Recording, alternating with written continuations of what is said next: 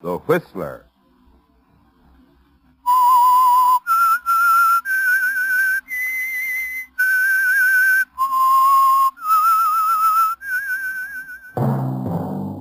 Sit back and enjoy another strange story by The Whistler.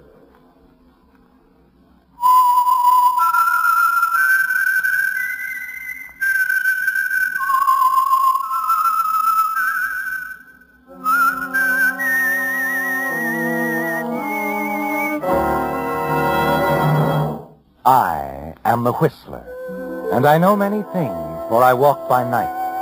I know many strange tales hidden in the hearts of men and women who have stepped into the shadows.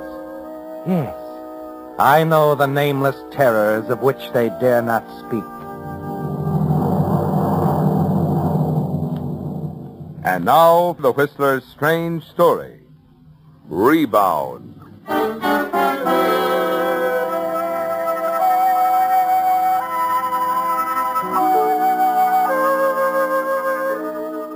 It was early evening, and the offices of Rogers and Bowman, investment counselors, had been closed for nearly 2 hours. The rows of desks were deserted, and the only light slanted in through the frosted glass partition from the outer reception room. But at the rear of the office, Henry Hutton kneeled in front of an open safe, shuffling hurriedly through a sheaf of papers spread out before him. Finally, he selected 3 negotiable bonds of $1,000 denomination, replaced the others, and, after closing the safe, started out through the open door to the reception room. And then... Oh, Mr. Hutton. Huh? Oh, Charlie, what are you doing here? Worked late. I was just leaving. Oh, but I saw you leave at 5. Oh, I just went down to grab a sandwich. Came back, finished up the filing. Oh, I see. Well, that's very commendable. See you in the morning, Charlie? Sure, Mr. Hutton. Oh, Mr. Hutton. Yes? Did you, lock the safe okay? Oh, naturally. Good. Just wanted you to be sure. Well, I'm glad you're so careful, Charlie, but everything's okay. I just came back to pick up a couple of bonds with my aunt's. We handle her account, you know. She wants to use them in a little real estate deal in the morning. See? Night. Good night, Charlie.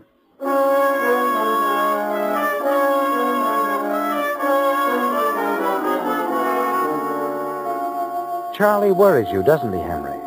You wonder if he accepts your explanation. Part of it is true, of course. They are your aunt's bonds.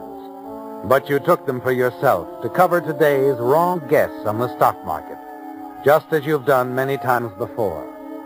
Charlie presents a problem to you, and your thoughts are on him as you hail a taxi and ride out to the party you're attending this evening.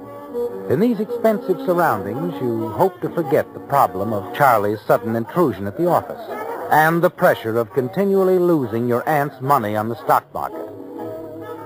As you take a drink from the buffet table, you see a beautiful reason to forget your troubles. Hello. Hello. Nice party, isn't it? Well, all of a sudden it seems very nice. Never seen you before, have I? I mean, I've been to lots of parties out here. But I just came out from the east. Oh, on vacation? No, I'm going to stay here. I've taken a house. Your husband here with you? I'm not married. Oh, well, that takes a load off my mind. I don't think I'd have ever recovered if you had been. My name is Hutton, Henry Hutton. Lisa Morrell. Lisa? Mm-hmm. That's nice. That's very nice. Dance, Lisa? I'd love to, Henry.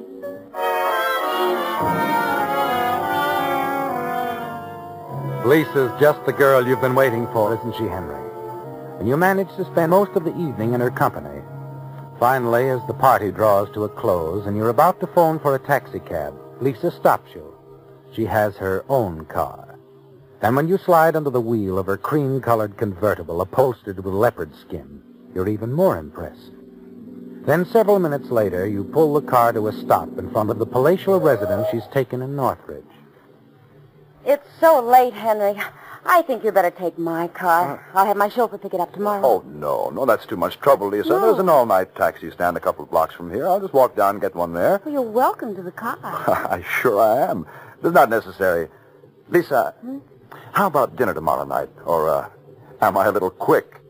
I'd have been disappointed if you hadn't asked me. Swell. I'll pick you up around 7. I'll be waiting. Well, Henry, you've found an answer to your dreams, haven't you? If you can only marry Lisa Morrell and her money, your problems will be over. And during the next couple of months, you do everything you can to impress her. You take her everywhere, using money from your aunt's bonds as often as necessary. And finally, your efforts are rewarded. Lisa agrees to marry you, and you're sure your worries are over. Then a few days later, on your return to the office following luncheon. Hi, Mr. Hutton. Charlie? Well, you just missed seeing your aunt. Oh, she was here? Yes. I had quite a chat with her. She went to lunch with Mr. Rogers. How long ago did they leave? Just after you left. Oh, do you know where they went? No. But I heard your aunt say something about going to her attorney's after lunch. Her attorneys? What about? Well, how would I know? I only talked with her a couple of minutes. Oh, well, she loves to talk, Charlie. What did she have to say? Oh, nothing in particular. Oh? Just kind of rambled on. Oh, yeah. Politics. Sure. Mr. Rogers. Stuff like that. You know something, Charlie? You're a pretty smart guy for your age. You know how to handle people. I'm going to see that you get a raise in salary. Now, you can count on this going through, too. Gee, that'll be swell. Only I don't quite see... Well, take, for instance, the night you saw me pick up those bonds in the safe. Well, a lot of guys your age would have told somebody in the office about it, but... Well, it wasn't any of my business. You're the office manager. Exactly, but between you and me, it could have been a little embarrassing. You see, I'd forgotten about it. I was supposed to take care of the matter a couple of days earlier, and, well, my aunt and, Mr. Rogers, too, they like promptness. Mm-hmm. You see what I mean? Yeah. Sure, Mr. Hutton. I see what you mean. Good, good. I thought you would. And about that raise, Charlie, you can count on it.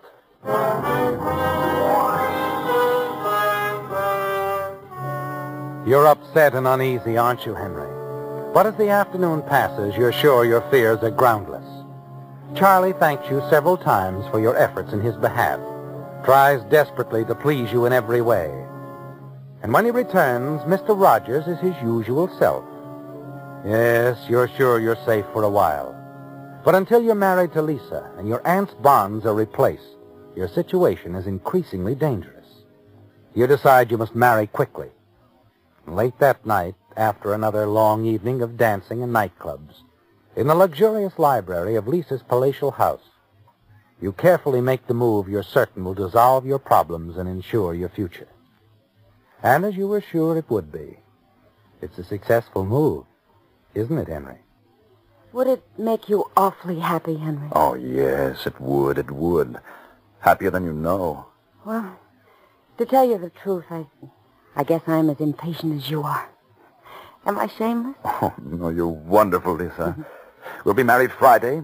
Then we can fly to Yuma and fly back to some nice spot near the ocean, say Monterey, and spend a couple of days there, then come back to town. And later we'll take a real honeymoon. Anytime you say, darling. Happy now? I guess I'm the happiest guy in California.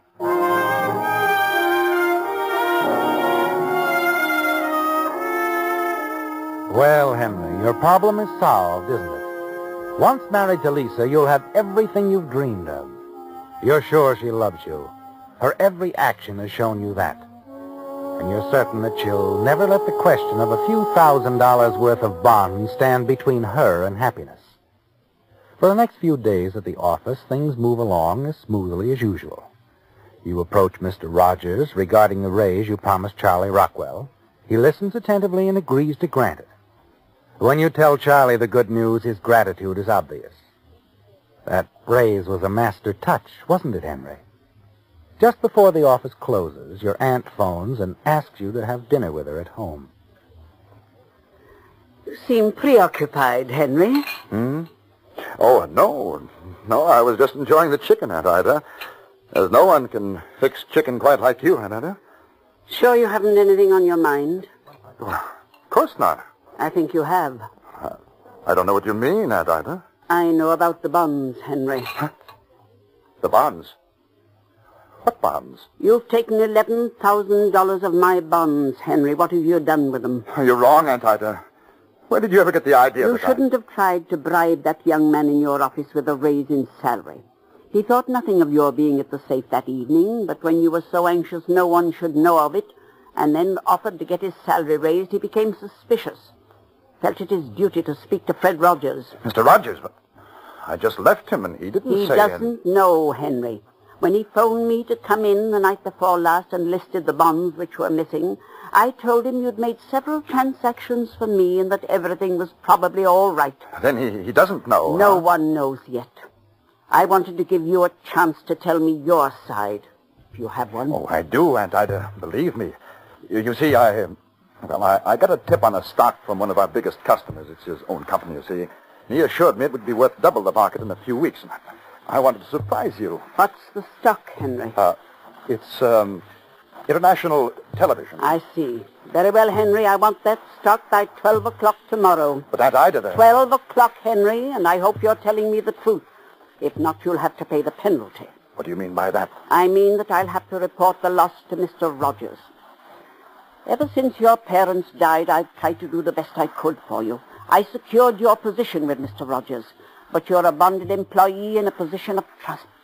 I can't abide dishonesty even in a relative.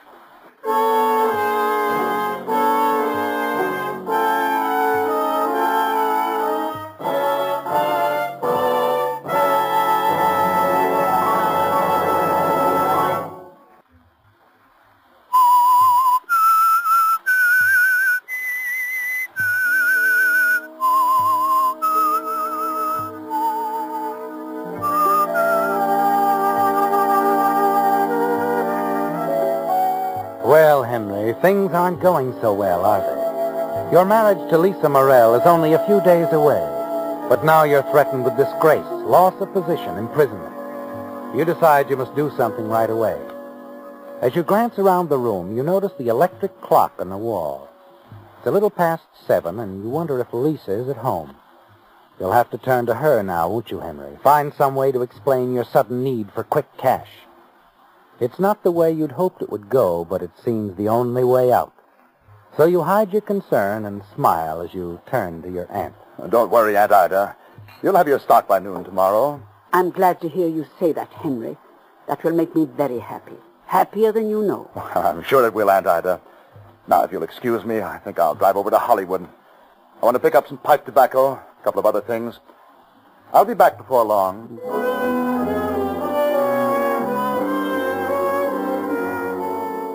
You saunter out of the house, but once in your car, you don't waste any time heading out over the pass toward Lisa's house in Northridge. All the way out, you debate just what to say, and finally decide on the story that you're sure will go over.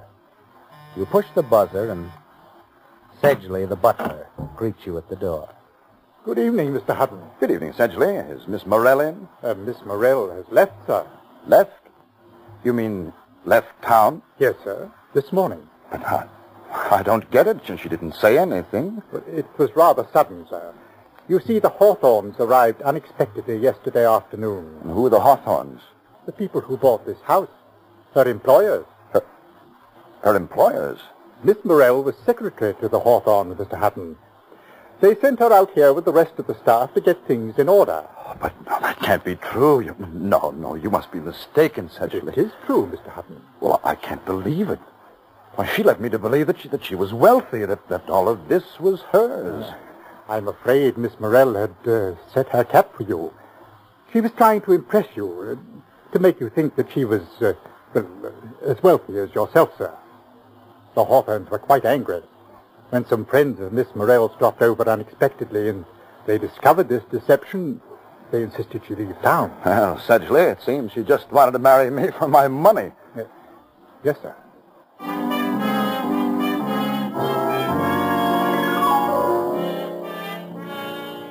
Well, Henry, your vanity has played a cruel joke on you, hasn't it? Never once did it occur to you that the charming Lisa was anything but what she seemed. You were counting on her financial assistance, too. And now that she's gone, there's no chance to get the money for the stock your aunt expects by noon tomorrow. As you drive back home, you know you'll have to do something quickly. And you know what it is, don't you, Henry? Your aunt must die tonight. Once you accept that thought, a plan, a very simple plan, begins to form in your mind. And as you near your home, a comforting thought strikes you. Unpleasant as killing your aunt may be, there will be some financial gain. The remainder of her bonds, about $20,000. You can go away, Henry, and forget about everything. Yes, Henry, You're convinced that this is the one way out. If you put your car in the garage, you know exactly what you're going to do. When you enter the house, you find Mrs. Martin, your next-door neighbor, completing a visit with your aunt. Oh, hello, Henry. I was just going home. You're not leaving on my account, I hope, Mrs. Martin? Certainly not, but I must run along now, really. Henry will be glad to walk home with you, Margaret. Oh, of course I will. No need for that at all. It's only next door. Well, just the same, I'll walk you over. You won't have to wait long, Aunt Ida.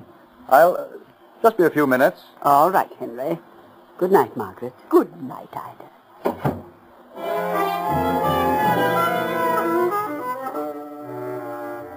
You don't have long to wait, do you, Henry?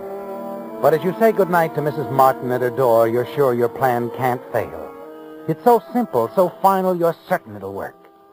Once you're back home, you go up to your room and dress for bed, leaving your aunt downstairs at her reading. When you come back downstairs, you're ready to put your plan into action. Not going to sleep yet, Henry? I thought you'd gone up to bed. Well, I just remembered something I wanted to check down in the basement. I noticed something the other day. It won't take long.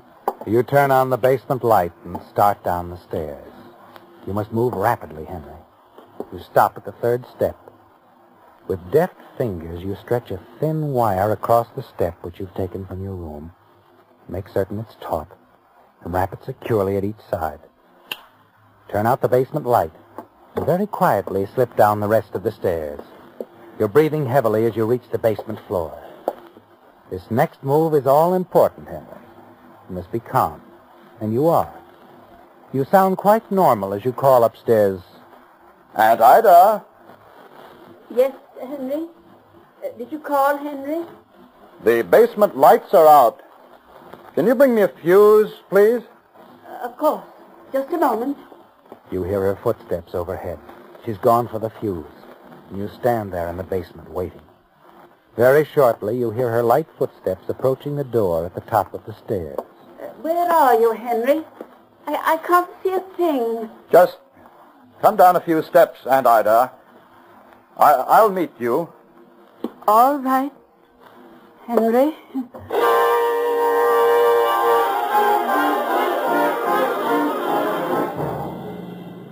It's done, isn't it, Henry? Your aunt lies quite dead at the foot of the basement stairs. You stand there for a few moments and then slowly make your way up the stairs again, stopping at the fateful third step to remove the now broken wire, which you take back to the basement toolbox. Within a few minutes, you're back upstairs in your own bedroom. You rumple the bedclothes and open a book on the nightstand. It's all part of the plan, isn't it, Henry? Part of the convincing story you must tell in a very few minutes. Then you place a call to your aunt's doctor, the one who's looked after her for years. He'll be coming shortly, Henry. And finally, you place another hurried call. Hello, Mrs. Martin. Yes, this is Henry. Can you come quickly? It's Aunt Ida. Something horrible has happened. She's dead. The next few minutes flash past. Mrs. Martin arrives first, and you tell her your story. The doctor arrives a short time later. And because it's an accidental death, the doctor calls the police. You play the grief-stricken nephew to perfection, Henry. And then finally, you're telling your story to the lieutenant. And, you say you were reading in your room, Mr. Hutton? Yes, that's right. I left Aunt Ida reading downstairs. I was in my room upstairs, reading. Mm-hmm. Suddenly, the lights went out. The fuse must have blown. Well, I called down to Aunt Ida that I'd be right down, but she didn't hear me. When I started downstairs to her in the darkness, I heard her scream and the fall. And when I reached her, she was dead. I know this is very difficult for you, Mr. Hutton. Just one more question now. Yes. How long would you say the lights were off? About 5 minutes, I guess. Yes, I replaced the fuse and called the doctor and Mrs. Martin, and later we called you. That's all. I see. Well, Mr. Hutton, I'm sorry. I'm sure your aunt missed her footing and fell down the stairs. It seems the only way it could have happened. Lieutenant, I'm sure you understand that I'd rather not stay here tonight. Oh, yes, of course I understand, Mr. Hutton. I'll just go up and throw a few things in the bag. I won't be long. You're welcome to leave whenever you like, Mr. Hutton. I have no further questions.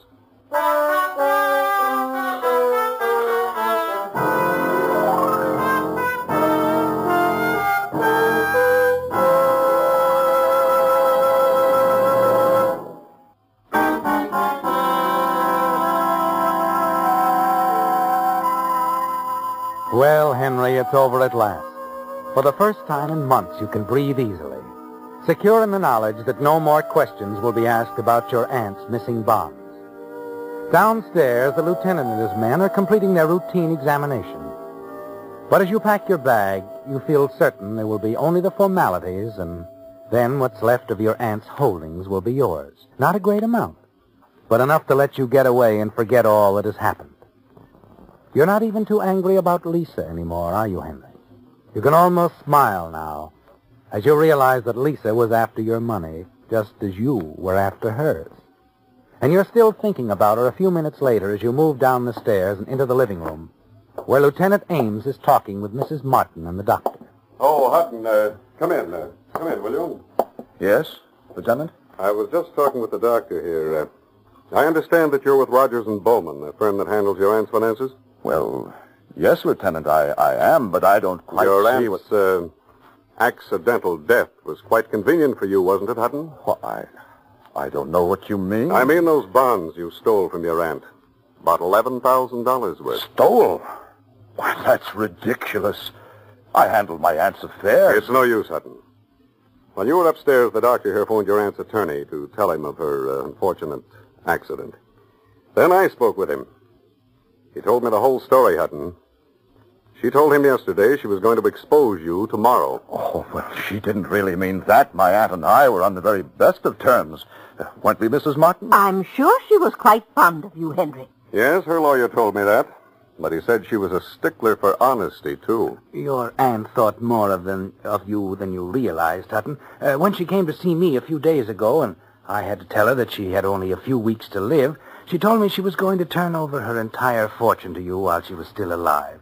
In a few weeks, you would have been a very wealthy man. Wealthy, Doctor? My aunt wasn't wealthy. Her holdings exceeded $250,000, Henry. She thought you might accomplish more if you were unaware of it. Oh, no. You must be wrong.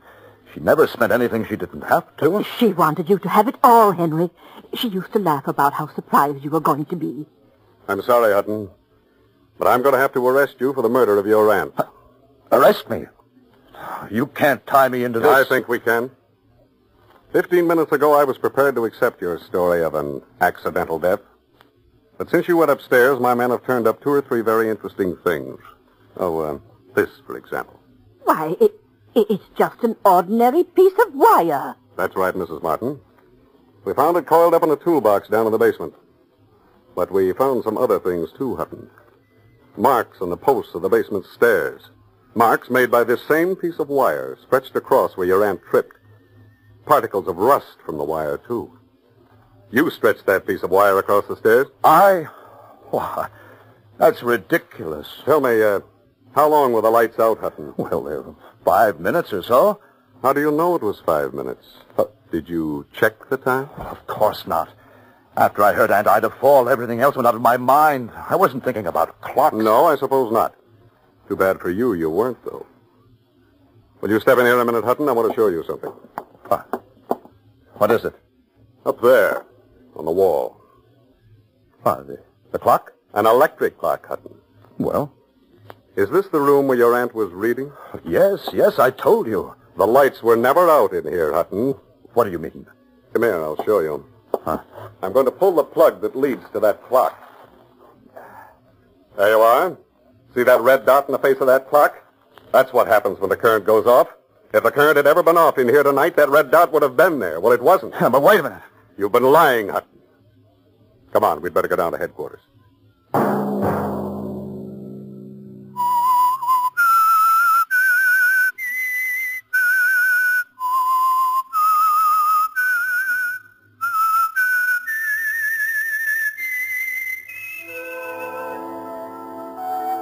Let that whistle be your signal each Sunday for the Whistler.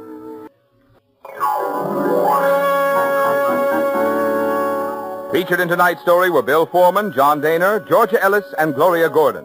The Whistler was produced and directed by George W. Allen, with story by Georgia Martin, music by Wilbur Hatch. Remember at the same time next Sunday, another strange tale by The Whistler. Marvin Miller speaking. This is CBS, the Columbia Broadcasting System.